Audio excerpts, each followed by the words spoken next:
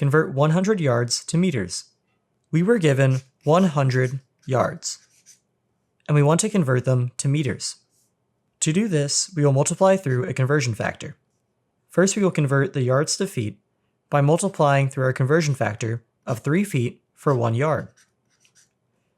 Then we will convert the feet to inches by multiplying through our conversion factor of for every 12 inches, there is 1 foot.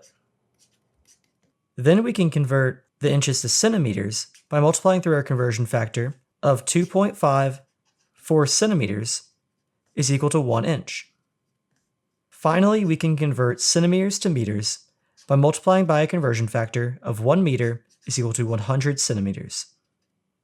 Multiplying through all of this, we see that the yards cancel and turn into feet, then the feet cancel and turn to inches, then the inches cancel and convert to centimeters, and then the centimeters cancel and give us our final answer in meters. Solving this equation, we first multiply 100 by 3, then by 12, then by 2.54, and then divide by 100. This works out that 100 yards is equivalent to 91.44 meters.